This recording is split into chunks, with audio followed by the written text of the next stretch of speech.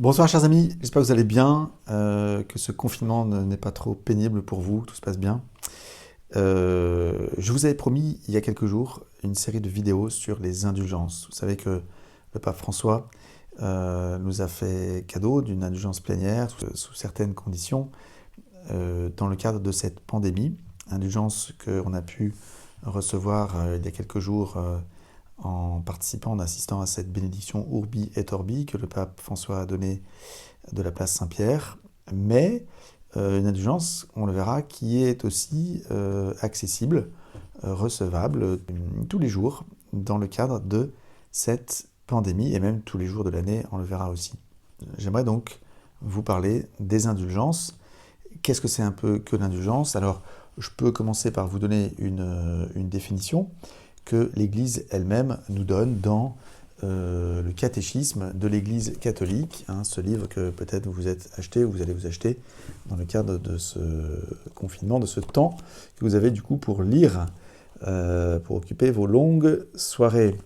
Voilà. Alors, qu'est-ce que nous dit l'Église au numéro 1471 du catéchisme? Elle nous dit que l'indulgence est la rémission devant Dieu de la peine temporelle due pour les péchés dont la faute est déjà effacée. Rémission que le fidèle bien disposé obtient à certaines conditions déterminées par l'action de l'Église, laquelle, en tant que dispensatrice de la rédemption, distribue et applique par son autorité le trésor des satisfactions du Christ et des saints.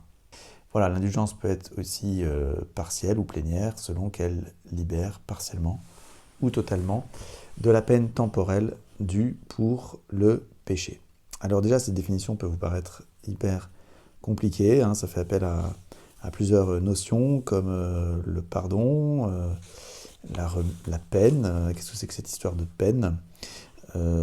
Ça parle de satisfaction des saints, ça parle de l'autorité de l'Église. Voilà, comment concilier un peu tout cela pour comprendre ce qu'est l'indulgence plénière? Est-ce qu'elle peut se justifier théologiquement, cette pratique qui a fait beaucoup parler d'elle au XVIe siècle, à l'époque de la Réforme protestante? Alors, on verra dans les prochaines vidéos, donc l'un ou l'autre de ces thématiques, hein, le péché, la distinction entre peine et faute dans le péché, la communion des saints, l'autorité du pape, et puis finalement donc cette indulgence, qu'est-ce que le pape nous propose très concrètement pendant ce temps d'épidémie? Comment vivre ces indulgences? Comment les recevoir? Alors, premier thème qu'on aborde aujourd'hui, c'est celui du péché. C'est pas un enseignement très rigolo. Voilà, donc priez pour moi. Et puis, il faut se souvenir, quand on parle de ça, qu'on en parle dans un contexte chrétien, de foi, foi en la miséricorde de Dieu qui se manifeste dans la personne du Fils de Dieu qui s'est fait homme, Jésus, qui nous a montré tout son amour des pécheurs, sa haine du péché, mais son amour des pécheurs, sa miséricorde envers les pécheurs pour justement les sauver, les guérir et les sanctifier petit à petit. Et donc, c'est ce que Jésus fait dans notre vie. Il nous aide à mesure que nous nous laissons aimer par Dieu et formés par lui, par sa volonté, par la volonté de son Père, eh bien, nous pouvons devenir saints, nous pouvons apprendre à grandir, à résister au mal et à accomplir le bien. Alors, donc, quand on parle du péché dans la foi chrétienne, ça n'est pas un enseignement central. Vous voyez, ce qui est central, c'est l'amour du Christ, sa miséricorde. Le péché n'est jamais plus fort que l'amour du Christ, sauf dans l'âme de celui qui renonce à quitter son péché, qui renonce à se laisser pardonner, qui renonce à changer de vie sous la mouvance de la grâce. Donc, après cette petite introduction, j'entre dans le vif du sujet. Alors d'abord, qu'est-ce que c'est qu'un péché? Alors, nous sommes faits par Dieu, nous avons été créés par Dieu qui est amour. Et nous sommes faits pour aimer. Lorsque nous posons un choix qui va contre l'amour, c'est la définition peut-être la plus basique du péché, eh bien, nous nous blessons nous-mêmes nous blessons, nous affectons le réel autour de nous et nous blessons Dieu lui-même. Hein, nous posons un acte qui va contre Dieu. Pourquoi? Parce que Dieu précisément est cet amour auquel que nous sommes appelés à vivre. Dieu est amour. Quand je m'oppose à l'amour, je m'oppose à Dieu. Et c'est là qu'on voit toute la gravité du péché, quel que soit le péché. Hein. Il est en ultime analyse toujours un acte qui va contre Dieu, contre la volonté de Dieu sur ma vie. C'est pourquoi Dieu est toujours offensé. Hein. Dans le psaume 51, 10, « Contre toi et toi seul, j'ai péché, Seigneur, ce qui est mal à tes yeux, je l'ai fait. » Ce qui est mal à tes yeux, je l'ai fait. Hein, la distinction entre le mal et le bien, elle ne nous appartient pas, elle appartient à Dieu, qui est le bien absolu. Et donc quand je pose un acte mauvais, c'est toujours un acte qui en fait est contre le bien, contre l'amour. Et donc c'est là qu'on voit que le péché a toujours, quelle que soit sa gravité, une dimension de refus de Dieu. Hein, c'est ce que nous dit le catéchisme. Vous pourrez lire ça à partir des numéros 1846 hein, jusqu'au numéro 1860 et des poussières, 76 même. Voilà, 1876, 1846, 1876, et en particulier sur la distinction qu'on va aborder maintenant, sur la question du péché mortel et du péché véniel. Alors, qu'est-ce que c'est qu'un péché mortel? Qu'est-ce que c'est qu'un péché véniel? Un péché mortel, c'est un péché qui va réunir trois conditions que je vais nommer, et par lesquelles, si je commets ce péché dans ces conditions que je vais évoquer, je tue cette charité de Dieu dans mon cœur. Hein, au baptême, j'ai reçu la présence de Dieu, la charité de Dieu, la foi, l'espérance et la charité, la vie même de Dieu dans mon âme. La présence vivante de Dieu, Père, Fils, Saint-Esprit, dans mon âme. Je ne tue pas Dieu lorsque je fais un péché, mais je tue cet effet sanctifiant, je tue cette communion avec Dieu qui est présent dans mon âme, le Seigneur. Hein. C'est moi qui me coupe de Dieu, je me coupe volontairement de Dieu qui, lui, est toujours présent à moi. Et ce faisant, hein, je suis dans un état, je me projette du coup immédiatement dans un état de coupure avec Dieu, de non-communion avec Dieu. Et si la mort me saisit dans cet état-là, sans repentir de ma part, eh bien la mort ne fera que prolonger éternellement cette condition d'être déjà coupé de Dieu. Donc vous voyez que c'est un thème qui est important. Il ne faut pas prendre ça à la légère, hein, cette histoire de péché mortel, parce que c'est le salut éternel, notre salut éternel qui est en jeu. Le péché véniel, quant à lui, va être un péché qui, bien sûr, offense Dieu, mais qui n'est pas grave à ce point de me couper de Dieu. Hein, donc c'est bien sûr une action mauvaise. Alors, on va aborder maintenant ces trois conditions qui doivent être réunies pour qu'il y ait un péché mortel. Tout d'abord, il faut que la matière soit grave. La matière, c'est qu'est-ce que je suis en train de faire. Il faut que cela s'oppose gravement à l'un des 10 commandements. Alors vous trouvez la liste, bien sûr, des 10 commandements dans le catéchisme de l'Église catholique. Hein, donc le fait d'aimer Dieu par-dessus toute chose, hein, de le remettre à la place de Dieu dans ma vie, de respecter son nom, de respecter un jour par semaine ou le dimanche où le Christ est ressuscité, hein, de me laisser nourrir par Dieu, de passer du temps pour Dieu, au moins une fois par semaine, de me reposer, de ne pas travailler. Et ensuite, les 7 autres commandements qui ont rapport au prochain. Donc le respect des liens familiaux, le respect de la vie, la pureté en acte, également en pensée, et puis le vol, le mensonge et la jalousie, et la convoitise injustifiée de ce qui ne m'appartient pas. Et donc, si je commets un acte qui est gravement contraire à l'un de ces commandements, eh bien je suis dans ce que l'Église appelle une matière grave, qui est donc la première condition qui doit être réunie. Si vous avez un doute sur qu'est-ce que c'est que est-ce que tel ou tel péché est une matière grave, vous allez dans l'index de ce catéchisme, vous avez toute une liste, un index, vous cherchez le mot, le péché précis que vous commettez, vous voulez savoir si c'est un péché grave, si ça peut être un péché mortel, eh bien vous allez le chercher et vous regardez dans la description du numéro indiqué par le catéchisme si le mot grave ou gravement est présent. Hein, ça vous indiquera très clairement s'il s'agit d'un péché grave ou pas, quelque chose que l'Église considère comme matière grave.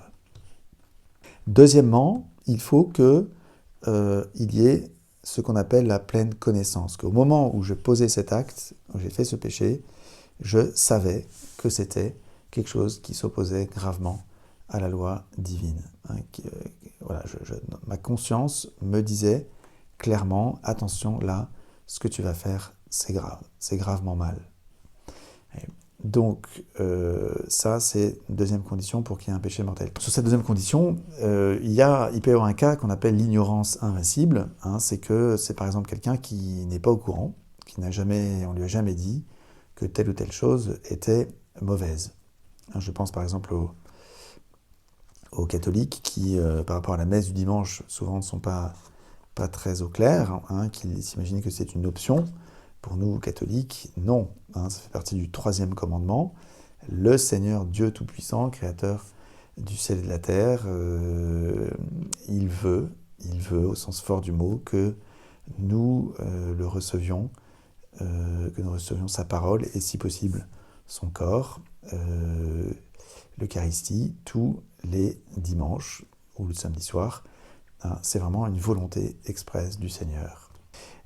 Et donc, volontairement ne pas y aller, c'est m'opposer gravement à la volonté de Dieu, hein, quand je le sais, tout ça, hein, quand j'ai la foi, bien sûr, dans tout ça, et quand je le sais. Et donc, première condition, la matière grave. Deuxième condition, c'est la connaissance. Hein, donc, il peut y avoir une connaissance invincible, quelqu'un qui vraiment n'est pas du tout au courant. Et donc là, ça, bien sûr, ça réduit la culpabilité de cette personne. La personne pourrait aussi ne pas le savoir, mais de manière coupable. C'est-à-dire qu'elle n'a pas vraiment jamais cherché à savoir ce qui était vrai, ce qui était faux dans ce domaine. Elle s'en moquait de savoir si c'était bien ou mal. Voyez, donc c'est une ignorance qui n'est pas invincible. Hein. C'est quelqu'un qui se fiche pas mal de savoir quelle est la vérité sur le bien et le mal, et qui vit dans une insouciance, pour le coup, coupable. Et puis, troisième condition qui doit être réunie pour qu'il y ait un péché mortel, c'est la pleine liberté. Hein, le catéchisme dit dans une formule très ciselée, hein, un acte suffisamment délibéré pour être considéré comme un choix personnel. C'est-à-dire, c'est pas quelque chose comme ça que j'ai fait par réflexe, ou en état d'ébriété, ou voilà, sous la menace. Hein, je l'ai fait vraiment librement. Hein, c'est moi, j'ai réfléchi à cette chose qui se présente comme une possibilité. Je me pose la question de faire ceci, je sais bien, voilà, c'est quelque chose de grave, je le sais que c'est grave, je le sais bien, je réfléchis, je le fais ou je le fais pas, oui, je décide de le faire, c'est moi là, voilà. Donc là, on est dans un cas où, si ces trois conditions sont réunies, eh bien, je suis en état de péché mortel. Hein, l'Église aussi, dans sa sagesse, nous dit qu'il peut y avoir certaines conditions qui affectent, hein, qui font que la culpabilité peut être atténuée. Hein, je cite au numéro 1860, « Les impulsions de la sensibilité, les passions peuvent également réduire le caractère volontaire et libre de la faute, de même que des pressions extérieures ou des troubles pathologiques. » Voilà, ça c'était au numéro 1860, au numéro 2352 qui traite des offenses de nature sexuelle. Pour former un jugement équitable sur la responsabilité morale des sujets et pour orienter l'action pastorale, on tiendra compte de l'immaturité affective, de la force des habitudes contractées, de l'état d'angoisse ou des autres facteurs psychiques ou sociaux qui amoindrissent, voire exténuent la culpabilité morale. Voilà, vous voyez, dans certaines conditions, il peut y avoir une atténuation de la culpabilité, de cette liberté, dans l'accomplissement d'un péché qui, du coup, ne serait pas un péché mortel. Prenons un exemple. La personne alcoolique, par exemple, c'est une maladie. La personne est tellement viciée, tellement enfermée elle n'arrive plus à se retenir de boire. Et donc, à chaque fois qu'elle va boire un autre verre d'alcool, eh bien, il y a matière grave, bien sûr. Elle le sait très bien, et c'est ça qui augmente son malheur. Mais au niveau de la liberté, il n'y a pas de liberté. Il n'y a pas la capacité à résister. Il y a besoin d'une vraie guérison, d'une vraie cure pour s'en sortir. Et donc, là, dans ce cas-là, il n'y aura pas de péché mortel, vous voyez, quand la personne va reboire de nouveau. Vous voyez, donc il faut qu'il y ait ces trois conditions rassemblées: matière grave, pleine connaissance et plein consentement, hein, à cette action que je commets. Alors, ça c'est pour le péché mortel. Alors, un autre point important, c'est que dans cette histoire de choix volontaire qui va être contre la volonté de Dieu, il ne faut pas s'imaginer que pour faire un péché mortel, il faille être dans un état psychologique de rejet de Dieu, de haine de Dieu, vous voyez, comme un sentiment négatif qu'on aurait à l'égard de Dieu, de Jésus. Non, il y a beaucoup de gens qui aiment Jésus, au sens affectif, qui le trouvent sympa, qui sont convaincus qu'il est Dieu, mais qui vont commettre comme ça un péché grave par le simple fait de poser un acte qui est contraire à la volonté de Dieu. Le pape Saint Jean-Paul II précisait cela dans son encyclique sur la réconciliation et la pénitence de 1984. Il ne s'agit pas ici nécessairement d'une haine explicite, d'une aversion, mais consiste, comme disait saint Augustin, dans un amour de soi jusqu'au mépris de Dieu. Un mépris non pas psychologique, mais un mépris en acte de Dieu.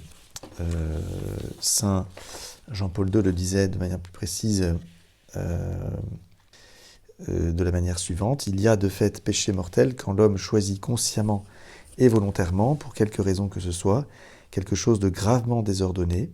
En effet, un tel choix comprend par lui-même un mépris de la loi divine, un refus de l'amour de Dieu pour l'humanité et toute la création. L'homme s'éloigne de Dieu et perd la charité. Cela est tiré de saint Jean-Paul II dans son exhortation apostolique Reconciliatio et penitentia, la réconciliation et la pénitence. Donc, vous voyez, cela signifie que l'on veut délibérément cet acte en le sachant contraire à la loi de Dieu. On ne veut pas ouvertement offenser Dieu, mais il suffit de vouloir accomplir un acte qui est gravement contraire à sa volonté pour qu'on soit dans cette condition, en commettant ainsi un péché du coup qui deviendrait mortel si les trois conditions sont réunies simultanément.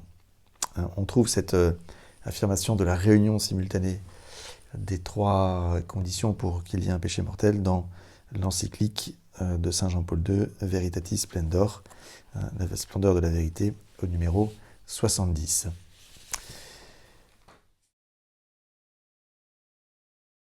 Il me reste à vous parler un petit peu des conséquences, autres conséquences du péché mortel.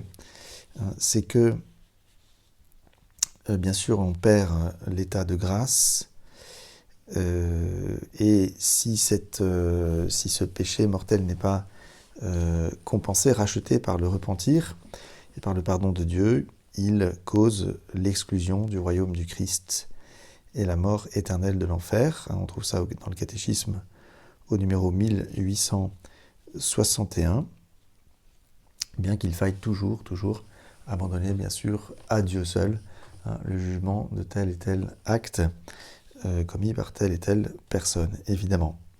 Donc on perd l'état de grâce et c'est la confession qui va nous remettre dans la grâce de Dieu.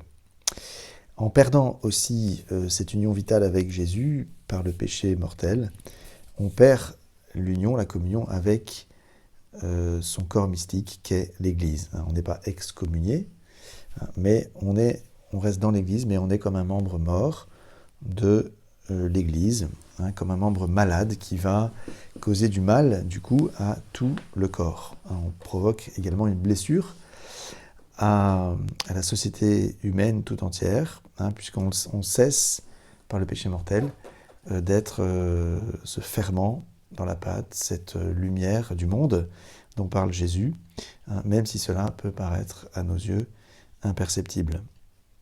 Et puis enfin, par le péché mortel, on perd aussi les mérites que nous avons acquis, bien qu'ils puissent être rachetés par la réception du sacrement de pénitence dans une prochaine confession. On reste comme soumis à cet esclavage de notre désir naturel de faire le bien qui va diminuer et il va se produire un désordre dans nos puissances, dans nos facultés. Nous allons être moins libres pour résister à de prochains péchés et moins libres dans l'accomplissement du bien. Vous voyez donc ces conséquences du péché mortel qui sont quand même dramatiques. Et donc là, la solution, c'est quoi? C'est de foncer vers le confessionnal, de foncer vers un prêtre pour recevoir le pardon de Dieu dans la confession. Alors, je sais que le pape François nous a parlé de cette histoire aussi de confession qui est impossible et de cette possibilité de recevoir le pardon d'une autre manière. J'y reviendrai dans une prochaine vidéo. Alors nous avons parlé du péché mortel. Quand est-ce que maintenant nous commettons des péchés véniels? Eh bien, quand il manque l'une de ces trois conditions qui étaient nécessaires pour l'accomplissement d'un péché mortel. Par exemple, quand la matière de mon péché n'est pas très grave, ce n'est pas bien, mais ce n'est pas gravement contraire à la volonté divine. Ça peut être un petit mensonge pour se tirer d'affaire, un petit mouvement d'humeur, voilà, les imperfections qui marquent hélas notre vie. Et puis, quand par exemple, deuxième cas, quand il y a matière grave, pleine liberté, mais la personne ignore la gravité de son acte, ou quand il manque par exemple cette liberté, comme on l'avait évoqué pour le cas d'une personne prise dans l'alcoolisme. Alors vous allez me dire, voilà, on pourrait passer sa vie à faire des péchés véniels, donc tout va bien. Non, parce que le péché véniel, on peut prendre cet exemple. Imaginez que vous êtes en montagne, il y a une falaise qui est là-bas, le péché véniel, c'est un petit pas vers la falaise, vous voyez. Vous faites des petits pas, puis à force d'en faire des milliers, vous arrivez là, et puis en fait, le pas suivant sera fatal, il va vous faire tomber dans le ravin, vous voyez. Donc, beaucoup de péchés véniels, sans qu'on essaie de s'en convertir, eh bien, peuvent mener un jour à commettre le péché mortel. Alors, il faut faire attention avec ça. Alors, quelle est la solution? Eh bien, c'est de se confesser le plus souvent possible, de demander déjà pardon à Dieu dans le Notre Père. Dans la messe, également, les péchés véniels sont remis. Ce petit rituel du début de la messe remet les péchés véniels. Et pour les péchés mortels, eh bien, le Seigneur a prévu que ce soit dans le sacrement de la réconciliation que nous puissions être libérés de nos péchés mortels. Nous entendons alors à ce moment-là le prêtre nous dire « Et moi, au nom du Père et du Fils et du Saint-Esprit, je te pardonne tous tes péchés ». Cette phrase, qui n'est donc pas valable pour vous, qui avez entendu, mais cette phrase, elle fait ce qu'elle dit. Nous sommes vraiment pardonnés de tous nos péchés dans ce beau sacrement de la réconciliation, qu'on appelle aussi la confession ou le sacrement de pénitence. Alors, voilà, donc je voulais vous parler de cette distinction importante entre péché mortel et péché véniel. Donc, pour résumer, le but de ma vie quand même, c'est d'être dans l'éternité.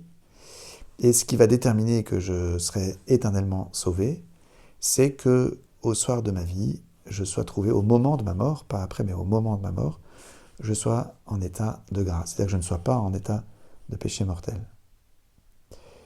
Donc c'est important de savoir ce que c'est qu'un péché mortel, parce que ça montre qu'on peut quand même en commettre. Et donc je vous propose cet enseignement pour que vous puissiez éviter le péché mortel, et que dans le cas où vous seriez dans cette situation, eh bien, que vous puissiez foncer auprès d'un prêtre pour recevoir son pardon, et si ça n'est pas possible, eh bien, d'implorer du plus profond de votre cœur, d'implorer le Seigneur pour qu'il vous pardonne ces péchés qui sont sur votre conscience, tant que vous ne pouvez pas avoir accès à un prêtre. Sur cette question, justement, de la confession, de recevoir la possibilité de recevoir le pardon de Dieu en dehors de la confession, eh bien, pour un péché mortel, on va se revoir dans une prochaine vidéo, car déjà celle-là est 10 fois trop longue. Voilà, alors chers amis, j'étais heureux de vous parler de cela, enfin heureux, c'est pas le mot, mais j'étais content d'avoir pu vous parler un petit peu de cela, cette notion importante, voilà, cette distinction importante entre péché mortel et péché véniel. Voilà, c'est la fin de cette vidéo. J'aimerais vous redire ce que je disais au début. Ce qui est important, c'est de considérer tout cela dans notre foi, qui est la foi en la miséricorde de Dieu, un Dieu qui est toujours prêt à offrir son pardon. Il veut notre salut éternel, il veut que nous quittions notre péché, il veut nous restaurer, nous libérer. C'est à nous d'accepter et de poser un acte ferme de rejet de nos fautes pour retrouver, si nous avons un péché mortel sur la conscience, un ou plusieurs, eh bien, de retrouver la grâce de Dieu et de repartir libre et joyeux. Vous voyez, la solution, c'est tout simplement de se jeter dans les bras miséricordieux de notre Père du ciel, ces bras qui nous tend en permanence, en disant viens mon petit, ma petite, viens, tu as fauté, mais je continue à t'aimer, je veux te restaurer, laisse-toi aimer, viens recevoir ma miséricorde, va confesser tes péchés à un prêtre, si tu peux. Si tu ne peux pas, on verra dans une prochaine vidéo, justement, de comment s'en sortir dans ce cas-là.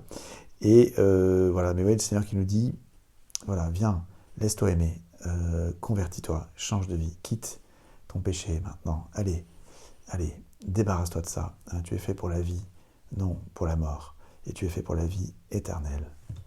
Que le Seigneur vous bénisse et vous garde, et je vous dis à très bientôt pour une prochaine vidéo. Que Dieu Tout-Puissant vous bénisse, le Père, le Fils et le Saint-Esprit. Amen.